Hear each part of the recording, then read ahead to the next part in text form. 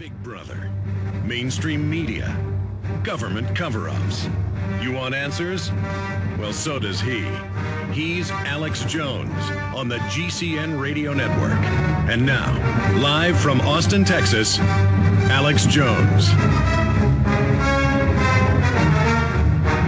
After Climate Gate, Pachari Gate, Glacier Gate, Amazon Gate, and you've got racketeering globally. That document came out 2 months ago with the UN going and organizing key universities to engage in fraud. We go look at each university, Canada, Australia, the U.S., New Zealand, England. They are all cooking the books, cutting out temperature data that shows that we're cooling. In the last 10 years at least, the heating ended 15 years ago. You've got Pachari making all this money. This is unprecedented because the entire globalist agenda for the UN, IMF, World Bank to set up world taxation and to be able to shut down or curtail any industry that isn't part of their inside coterie, it's all imploding. But the battle isn't over. We've won a lot of big battles. We've now got the initiative. We can beat them, but they're ensconced. They're dug in.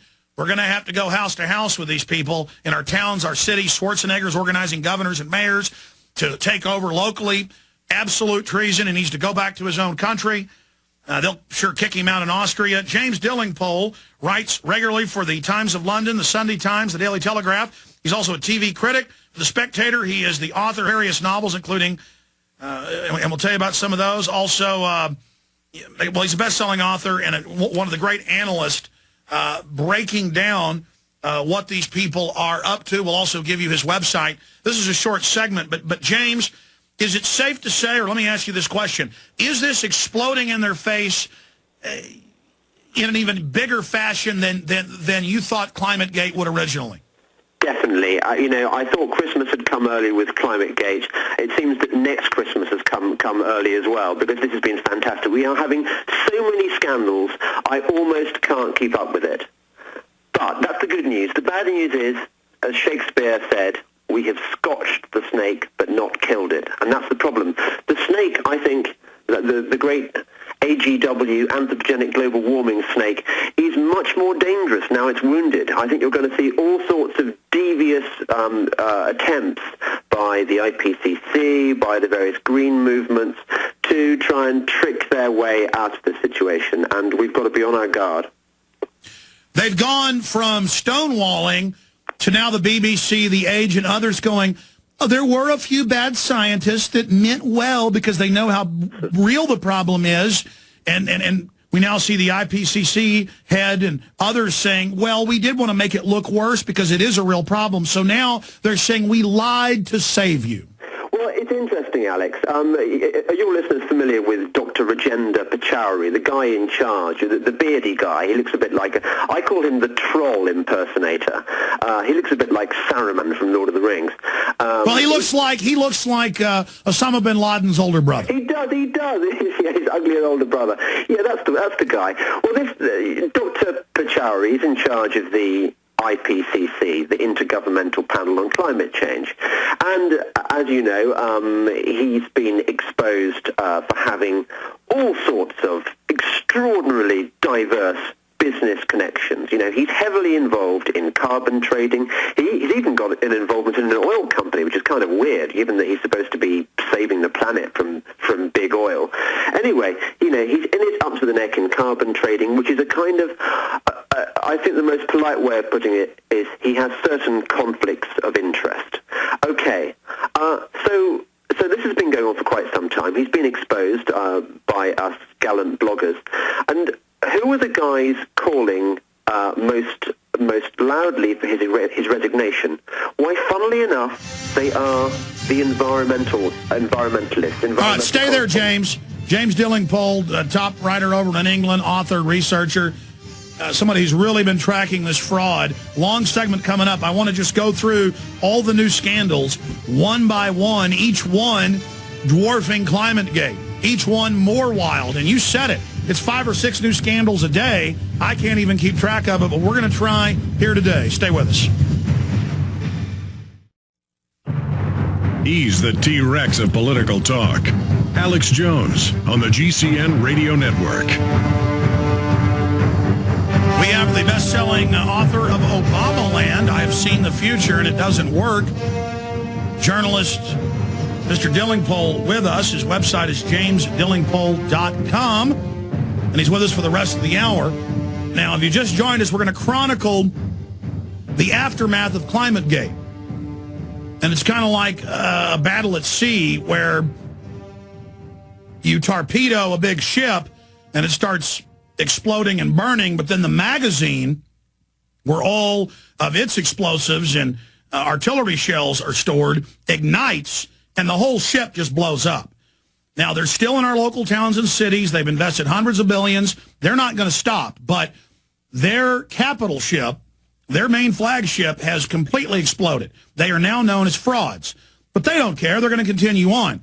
So we're going through the UN climate chief, who is admitting, all these errors in their reports, but it's coming out that they, quote, did want to make it look worse so that we would accept them saving us. And, of course, he makes money off shutting down ancient, and when I say ancient, some of the oldest and best steel mills, forges in England, and the government pays him to then set one up in India. So this is also a hijacking of industry. We're covering that scandal first. Then we're going to get into all the other scandals with Mr. Delingpole. Please continue, sir. Yeah, we've got Dr. Pachauri, who is the bearded troll impersonator we talked about earlier. And this guy is in charge of the UN body responsible for telling the world that the world is getting dangerously hotter. It's all man's fault. We must spend lots and lots of money. We must increase regulation. We must have carbon credits, carbon controls. And lo and behold, what is this guy doing? He happens to have involvements in the carbon trading industry. This carbon trading industry, which was invented, of course, by Ken Lay of Enron. This guy has got connections with the Chicago Carbon Exchange, which, of course, is whose shareholders include Goldman Sachs and Al Gore. So, you know, the net broadens. There are a lot of very rich people and organizations who are involved in this massive scam. And so Pachauri Gate, as we call it, is this guy being exposed as being compromised, let us say. Then after Pachauri Gate, we get this thing called Glacier Gate. It turns out that the United Nations, the IPCC's fourth assessment report, you know, supposed to be the most accurate, up-to-date, most scientifically reliable report on the state of the planet climate-wise, tells us that the world's glaciers could be gone by 2035. Now, 2035 is not very far away, is it? So that's kind of quite a scary prospect. Could it be that man's evil work has been melting our glaciers so quickly they're going to be gone by 2035? Well, guess what? No, it isn't true at all. It turns out that this report got its figures wrong. The actual figure it should have quoted was 2350. That's a difference of I don't know. You do the math, but it's over 200 years, isn't it? And how did the IPCC, which is supposed to be the work of what is it, 2,000 expert scientists in their field, 2,500 peer-reviewed scientists, we're told, how come this mistake got slipped into this reliable report? Well, it turns out that the IPCC plays pretty fast and loose with its scientific fact. It got this from a magazine article in New Scientist. Where did New Scientist get this information from about the glaciers melting by 2035? It got this information from a conversation on a mobile phone with an Indian chap who has since admitted that he made a terrible mistake. Now, funny, isn't it, that the IPCC never bothered to check up on this mistake? You know, this is the reliable, they keep using this word robust. The IPCC peer-reviewed process is robust. Well, I'm sorry, but this is anything but robust. This is climate fraud.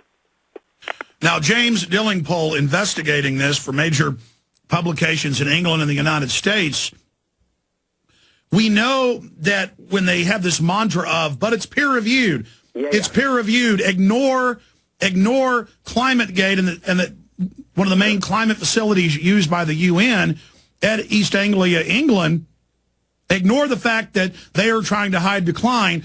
We have all these other scientists, all peer-reviewed, but when you look at it, they are all using the data collated at that university and 3 or 4 others who are all in the emails lying together. And then we go and look at the temperature measurements with NASA and with New Zealand and with everybody. It's all fraud. It's all lies. And their peer-reviewed journals are somebody on a cell phone. I mean, you could just call into the UN and say, Martians are going to land if we don't put taxes on gasoline. Oh, that's it. Peer-reviewed. Put it in there. Yep. That's absolutely right. I think whenever you hear somebody use the phrase peer-reviewed, you should reach for your Browning. Because peer-reviewed, I'm sorry to say, is a bankrupt notion since ClimateGate, because what the ClimateGate emails from the University of East Anglia showed quite clearly was that the scientists at the heart of this process are shutting out of the peer review process any scientists who disagree with them.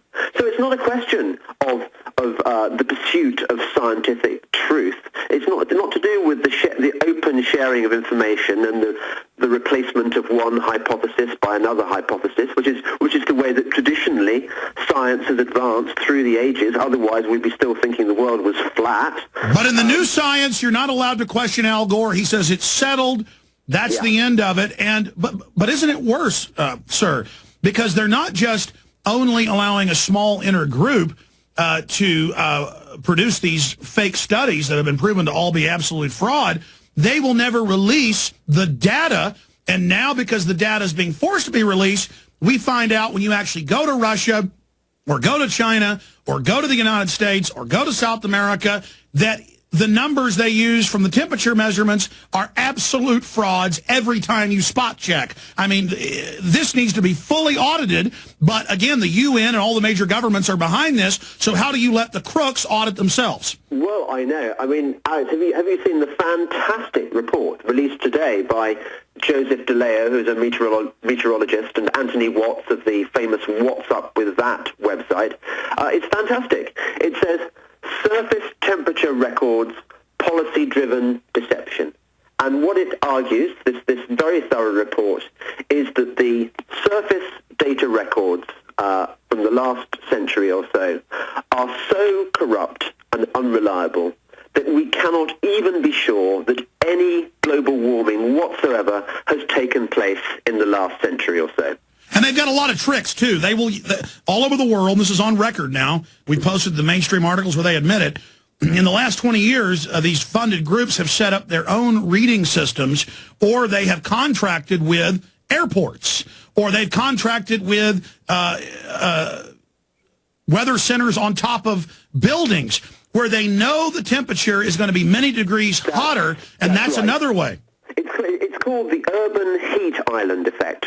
And what this means is that the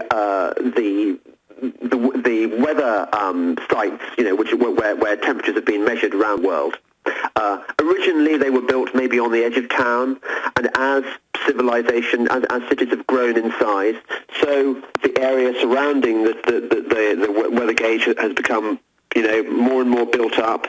Some of these things are sited near airports. So what this means is that inevitably the temperature records they're keeping have been distorted by the urban heat island effect of the cities, because cities are warmer than the country outside. That's how it works. So how are we to trust these records which show that the Earth is getting warmer, when it may simply be the result of the urban heat island effect? But that's not all. What happened in the sometime between the 1970s and the 1990s is that they vastly reduced the number of weather stations used to compile the world temperature data records. And what they generally did, these organizations like NASA and the Climatic Research Unit, was that they cherry-picked the temperature data sites that suited their cause. They ignored the ones at higher latitudes and higher altitudes, and they concentrated on the ones which would show that the world was getting warmer, and then kind of took an average. Now, inevitably, what happened is that you saw this upward tick in the graph, which is exactly what they want, because an upward tick in the graph shows that the world is getting warmer. It must be man-made, and action must be taken. But the Russians and others came out and exposed that, and then they've now been forced to admit that they did indeed do that.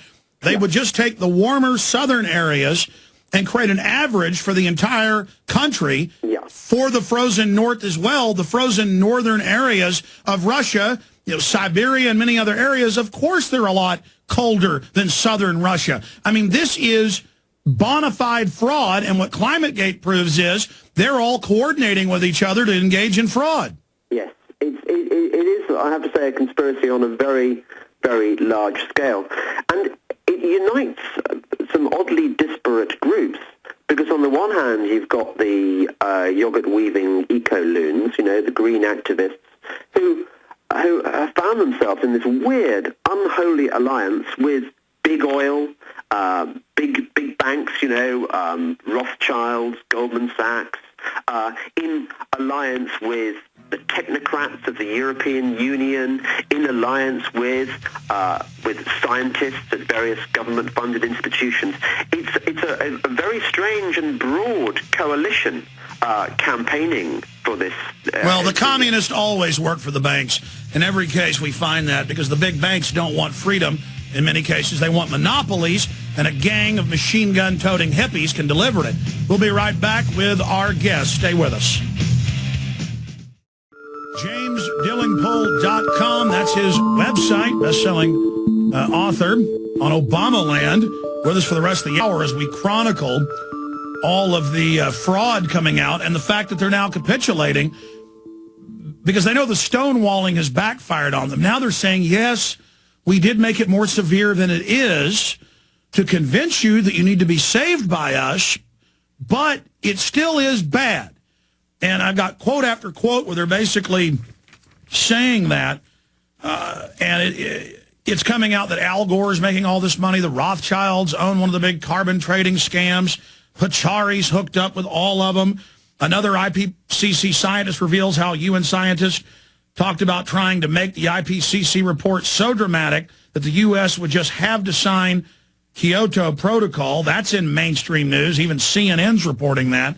The BBC's having to admit that there's problems. I mean, they wouldn't report on ClimateGate for, 3 weeks after it broke? That's right. Yeah, I think what you're going to see happening next, Alex, is that there's going to be a period of retrenchment where all the warmists suddenly say, okay, hands up, we admit there may have been a few mistakes. And you know what they're going to do next? They will chuck Pachauri off the back of the sledge to the wolves. And they will hope that while the wolves devour Pachauri, the sledge can move on through the snow and they'll escape. It ain't going to happen. We wolves aren't going to allow it to happen. Same thing on Bankergate with Geithner and Bernanke. There's no way they're getting out of this now. Well, I would sincerely hope not. I mean, these are bad guys doing bad But that's what I things. mean. Chunking them overboard isn't going to be enough. I mean, people are really starting to get it. Yeah, Alex, I think something incredible is going on right now. I mean, I really feel like we're part of a really exciting movement. We are storming the Bastille. The Berlin Wall is coming down, and we, the people, are definitely winning against the forces of darkness. But having said that, although it is an exciting revolutionary moment, and it's really great to be part of this wonderful popular uprising, which incidentally is supported by the U.S. opinion polls. Have you seen the latest Pew opinion survey, which shows that Americans are less interested than ever in the idea of man-made global warming. They just don't believe it anymore. They think the whole thing stinks. So the people are on side. But unfortunately, what you have is government, you have big oil, you have a lot of the big capitalist companies, you have the European technocrats. You have but see, James, that shows the hoax. Almost all of big oil has been aligned for over a decade because they're controlled by the big banks. They want this new derivative scam. Oh, absolutely. You know, the world economy has gone to pot. They need a new revenue stream. What better than to invent this wonderful new thing, which is the emperor's new clothes of global trading, and that is carbon trading. It is trading thin air. It's Enron economics. Well, I want to talk about that when we come back, but when I first talked to you off air, you used the analogy of the Battle of the Bulge. I'm afraid so. I think we can't talk enough about Hitler where the Green Movement is concerned, because, of course, the Nazis were the first Greens, really. And I think that what's going to happen next is that we're going to get our Battle of the Bulge moment, where the bad guys start coming back at us in force. You know, surprising. We think we've won, but no, they've got a lot more up their sleeve just yet. So how do you see this unfolding? I mean, they're already launching new things. The ocean's going to turn into pure acid. Well, you know, so many, yeah, that will definitely be one of their, you know, I reckon that little by little they will start abandoning the global warming lie, and they will move on to something else. They will, because it's obviously very important for them to portray carbon dioxide as the bad guy in all this. You know, the fact is that carbon dioxide is plant food. Plants grow more easily the more carbon dioxide there is in the atmosphere, and that's why when you get, you know, industrial farming, you get these greenhouses pumped with you know, considerably greater quantities of CO2 than we have in our atmosphere right now. If they can't show that carbon dioxide is causing global warming, how do they still go on painting it as the bad guy? Well, their next move is to talk about ocean acidification. You know, that it causes ocean acidification, and this is going to be a massive disaster for our seas. Now, and that's another trick, because the ocean is acid. It's carbolic. Yes. Well, also what you find is that the ecosystem deals with this sort of problem quite naturally. It's not going to create ecological disaster. But keeping up with these guys, with these slippery, you know, it's like trying to wrestle an eel covered in you know, in mud. I mean, how do you do it? How do you keep up with these new factoids that keep being produced by the warmists? Stay there. Let's continue to break that down. Let's get into some of the other scandals. Recap the criminal investigations with ClimateGate, Copenhagen falling apart, what Prince Charles is up to. It's all coming up with our guest, James Delingpole. I'm Alex Jones, Infowars.com.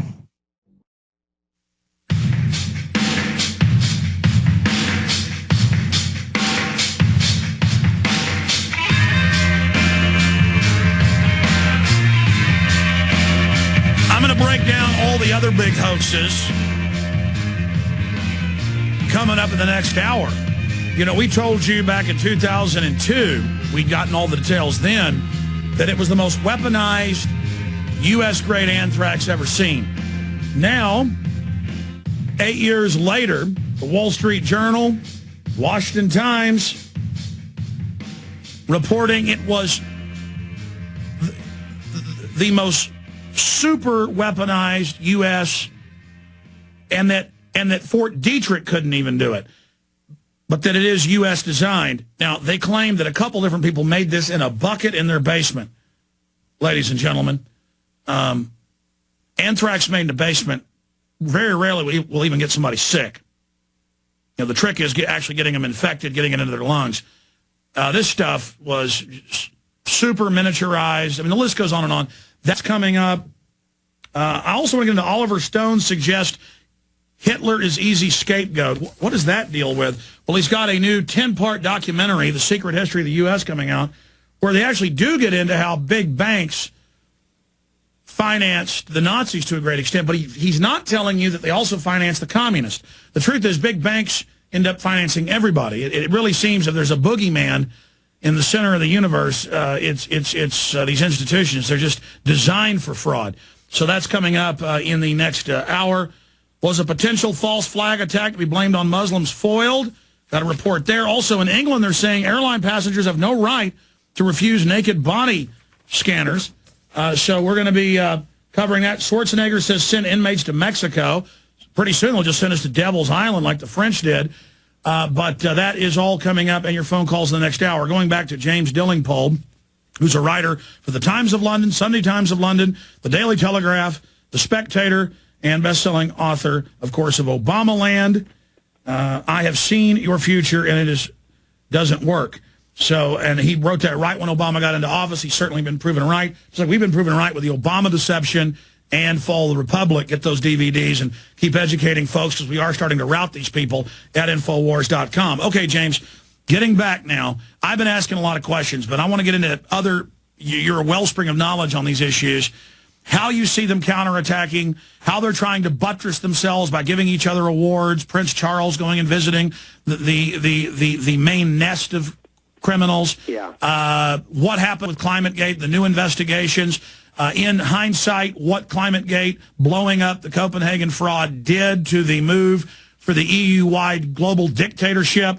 James Delingpole, break it down. Well, Alex, I had a very depressing lunch on New Year's Day with a distant member of my family, and it turns out he's now working for something called the European Climate Foundation, and the European Climate Foundation is one of those charitable bodies which is pumping in a lot of money into funding climate change advocacy groups. It is in it up to the neck. It was there at Copenhagen at the negotiating table, staying in all the best hotels. And I asked him whether ClimateGate, which, as you remember, the story broke during at the beginning of the Copenhagen, libtard fest. And I said, has ClimateGate had any effect whatsoever on the negotiation process? And do you know what he said?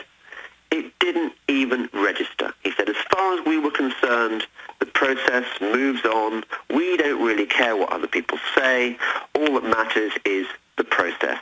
And this, I'm afraid, is what we're going to see throughout the world. We're going to see big government ignoring the arguments against man-made global warming completely and carrying on with the legislation on carbon, carrying on with the taxing. The reason this scam is so dangerous, as I keep trying to remind, I blog about this every day for the Telegraph in London, and some people say to me, why do you keep going on and on about this subject? Why can't you talk about something else? Because I want to hear your answer, but it's a takeover of society. It's a cult. You've got Common Purpose and others funded by this EU group.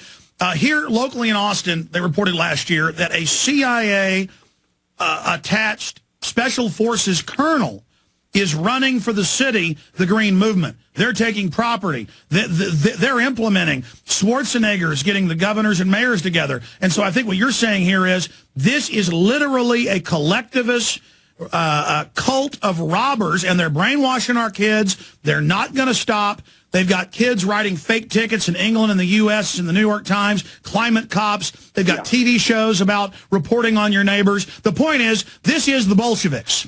I would say, Alex, that it is no exaggeration at all to say that the Green Movement is more dangerous than the communist movement or even the Nazi movement.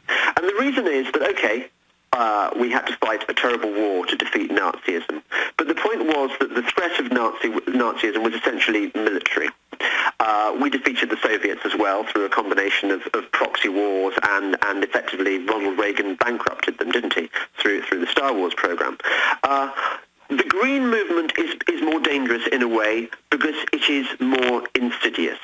It is not confronting us through military means. It is presenting itself as this caring movement, which only a heartless, nature-hating, evil person could possibly disagree with.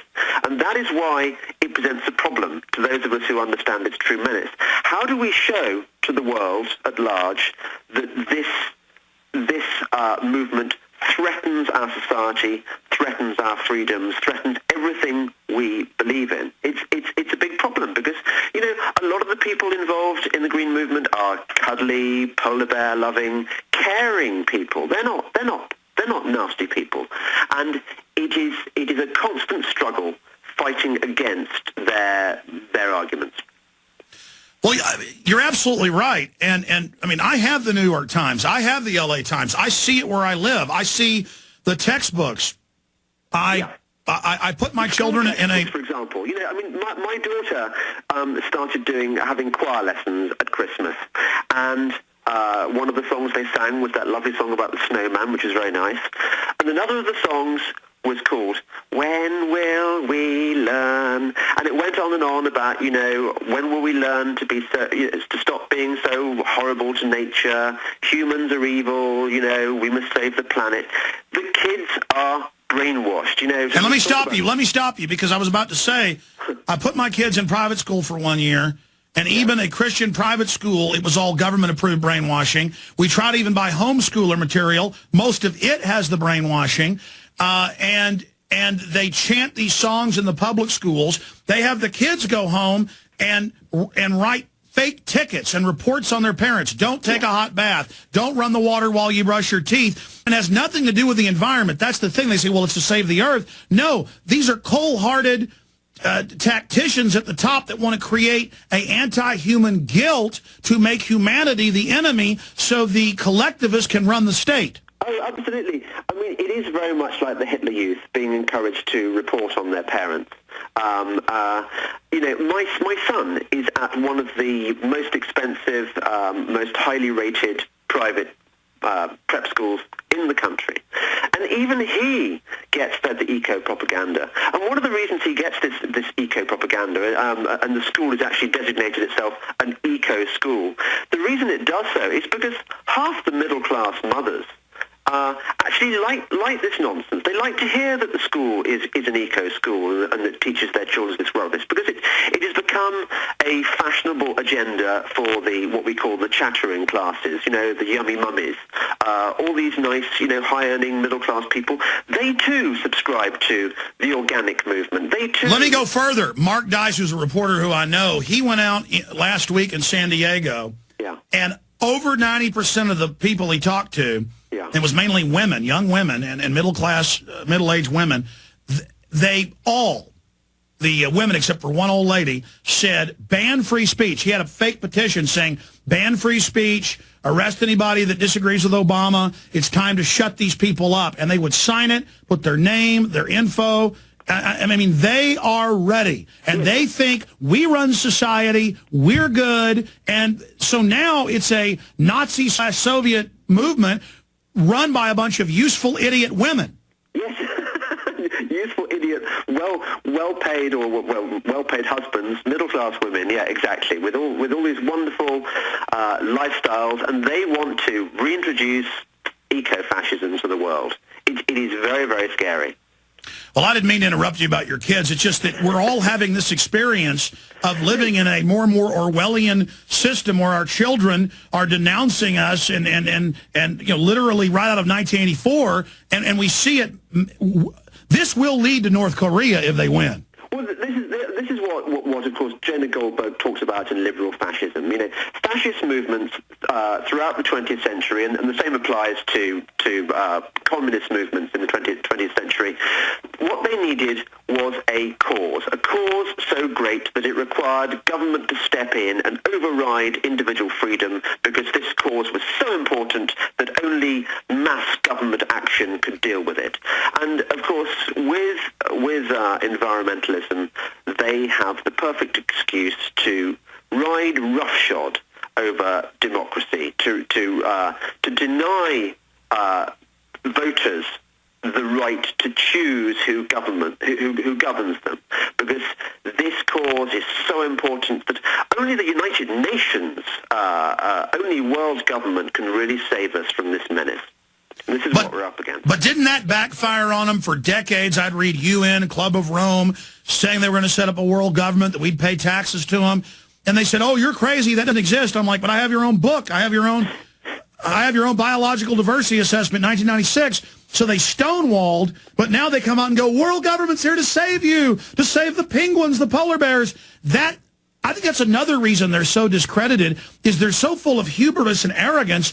They think they can just sit up there and say, the science is settled, world government will save you. People fundamentally, even if they're dumbed down, know science is never settled. That's what the scientific method's all about. People know We can never mention often enough the involvement of Maurice Strong, who is one of the great believers in world government. He now lives in China, of course, which is his spiritual home. Maurice Strong, a great advocate of world government, who is also heavily exposed to the carbon trading industry. And guess what? He was the guy who was in charge of the first great eco summit, the Rio summit. That was Maurice Strong's baby. And he said, isn't it our job to destroy industrial society? And now, literally every day, I see other UN scientists quoting him.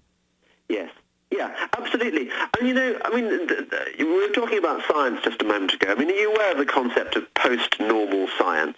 Yes. Post-normal science is the idea that the new science no longer looks for any kind of objective truth. It no longer looks at the data and draws conclusions from the data. Instead, post-normal science is about science twisted to a particular cause. In this case, of course, the cause of man-made global warming. That these scientists have decided, okay, man-made global warming exists. We're not going to look at any more evidence. We've decided it definitely exists because all our theoretical models show it does, so it must do. So what we're going to do from now on is not look at any more raw evidence. What we're going to do is tamper with the evidence so that it supports our cause. This is the new science. Well, I do believe in a creator, but, I mean, is it not beautiful that it got so much colder right as their 25-year plan, at least that old? It's fantastic, Alex. You know, we don't have as much money on our side as the opposition does. My God, we don't. But one thing we do have on the side is Mother Gaia, or rather the weather. The weather is really supporting our cause big time. I think you've been having a pretty cold time in America, haven't you? We've had our first major snow, in years, and it's been glorious to listen to the BBC and the Met Office and the CRU and all these other people who've been pushing this man-made global warming thing, suddenly trying to have to defend themselves against the fact that outside you've got pretty much polar conditions, you know, and so they have to come up with these phrases like weather is not the same as climate, and this is the kind of extreme weather we can expect to look forward to in the future under global warming. And people are saying, well, if it's warming, how come it's cold? And they say, well, you don't understand the science. You see, the science is blah, blah, blah. Well, it's great. They said that their peer-reviewed journals were bulletproof, and every time they're examined, every time they will release the data, which is always very suspicious in science, yes, we find them making mistakes. No, it's fraud. Now, and of course, the mistakes are always towards saying it would be warm. It's never the other way. Totally premeditated, as the ClimateGate documents show. But you talked about the enemy within. I wanted to read Marcus Tullius Cicero, Roman philosopher and historian. A nation can survive its fools and even the ambitious, but it cannot survive treason from within. An enemy at the gates is less formidable, for he is known and carries his banner openly, i.e. Hitler. But the traitor moves amongst those within the gate freely. His sly whispers, rustling through the alleyways, heard in the very halls of the government itself. For the traitor appears not a traitor. He speaks in accents familiar to his victims, and he wears their face in their arguments. He appeals to the baseness that lies deep in the hearts of all men. He rots the soul of a nation. He works secretly and unknown in the night to undermine the pillars of the city. He infects the body politic so that it can no longer resist. A murderer is less to fear. The traitor is the plague. Well, there you are. Nothing new under the sun, as the Romans would say. Yeah, exactly. Well, he knew what he was talking about, didn't he? The enemy within is a much more insidious prospect to have to deal with than an enemy plain in view.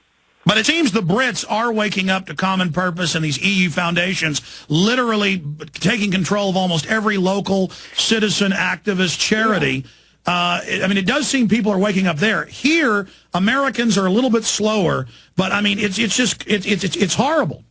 Alex, I can tell you that the grass always looks greener on the other side. I can tell you that we are actually probably slower to pick up on these things than you are in America. You know, for example, in my Obamaland book, I talk about our Prime Minister Tony Blair, who completely ruined this country through all sorts of human rights legislation, all these measures designed to increase the control of the state over the populace. We did not rebel against him. We did not, we drank the Kool-Aid for 12 years. At least in America, look what's happened after only a year of Obama. But that's the key. That's the key, though. In the name of human rights, they took your rights. Yeah, oh, absolutely. But at least you Americans are fighting back. Well, I mean, the Brits seem to be getting pretty upset. The problem is Gordon Brown, unelected. You can't seem to get rid of him because they manipulate Parliament. Stay there. Yeah. Final segment with you coming right back. James Delingpole is our guest. I'm Alex Jones, prisonplanet.tv, jonesreport.com, infowars.com. Stay with us. Don't worry. This show is documented. Alex Jones on the GCN Radio Network. I fell into a burning ring of fire. I went down, down, down, and the flames went higher.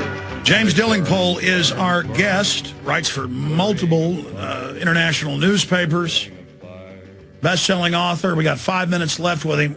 James, you were telling me off-air, though, and I mentioned it, but I want you to elaborate. You know, they do this. They give Nobel Prizes to Obama 2 weeks after he's elected. They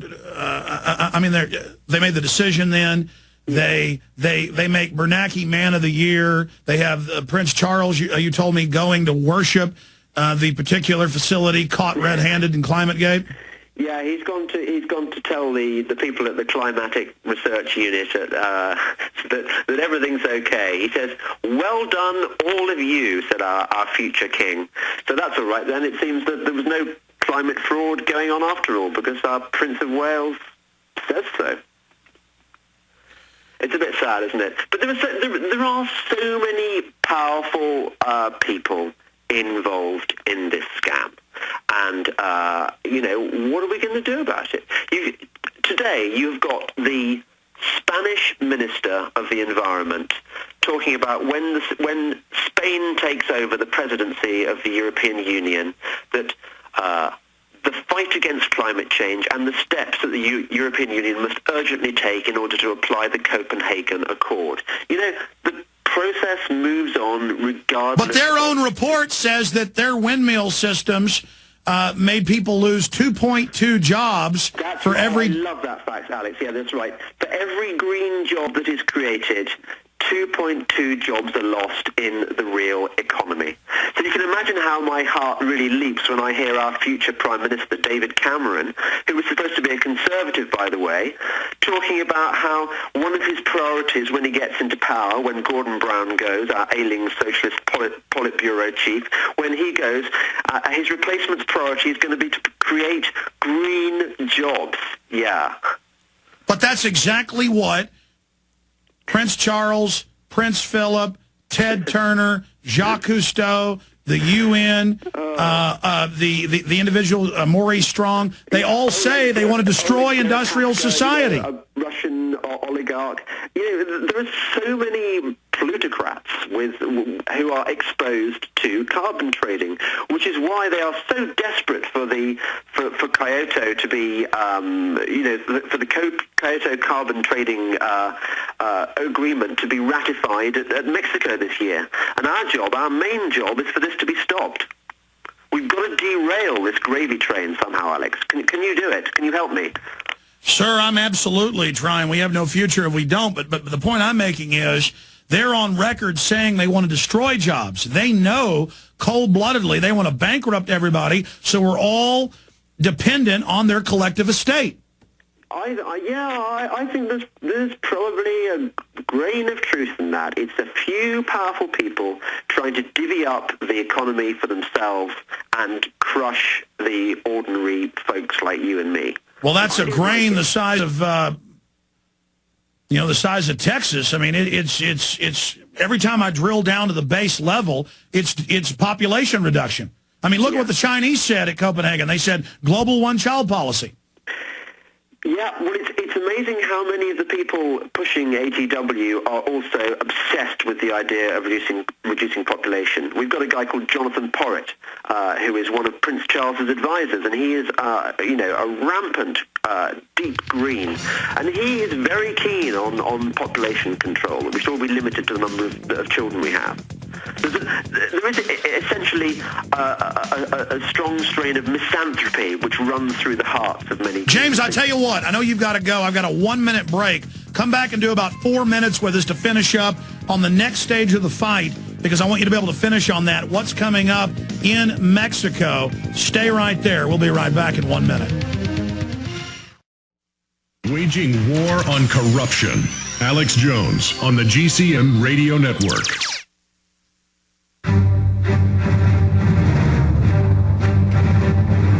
Big Brother, mainstream media, government cover-ups. You want answers? Well, so does he. He's Alex Jones on the GCN Radio Network. And now, live from Austin, Texas, Alex Jones. Well, we've reached the halfway point here in this syndicated radio broadcast, Wednesday, the 27th day of January 2010. Hard to believe that the first month of 2010 is almost over. I was rereading 1984 yesterday on air, where O'Brien is torturing Winston, and he says the party lives on forever. All that matters is that we succeed. And, of course, he'd been a communist and learned how they operated, and he wrote the essay saying this is what I really believe communism is going to do.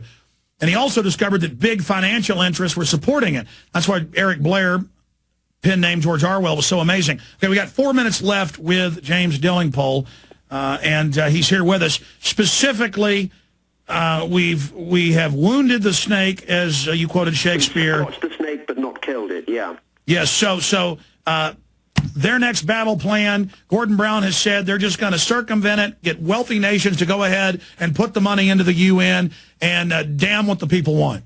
Yeah, well, I mean, my great hope for America was that your Senate was going to was going to kill cap and trade. But, you know, Obama's going to get around that one by using the EPA. The EPA has decided to classify carbon dioxide as a poison. So it doesn't matter what the Senate thinks about it. You know, this is exactly the kind of liberal fascism that was practiced by FDR. And Obama's using the same old tricks.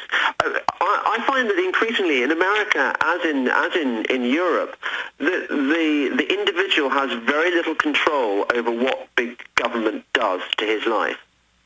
Big government is becoming tyrannous. It is doing whatever it wants. So what do we do ahead of the next big event they're going to have in Mexico?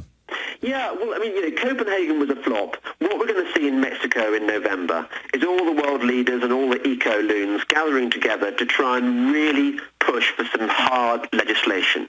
But, of course, that means that we've got 8 months in which to present the case further for more and more people, like the listeners of your show, the readers of my blogs and so on, to discover just what a fraud this is. And I don't reckon that people are going to stand it. You know, already we've seen in Australia the leader of the Australian Liberal Party got kicked out of his job for trying to push cap and trade because the voters didn't like it. And I think we're going to see more and more of this, of people reacting against this scam and saying enough is enough. We will not be taxed. We will not be regulated in the name of a problem, man, bear, pig, that was invented by Al Gore. But man, bear, pig is real. It's half man, half bear, half pig. Yeah. Pachari says he's got a peer-reviewed report that he won't give us the data on that man, bear, pigs are endangered. Yeah, I think the time has come to kill man, bear, pig, to scotch and kill man, bear, pig. Well, then it would be an extinct species, like the unicorn.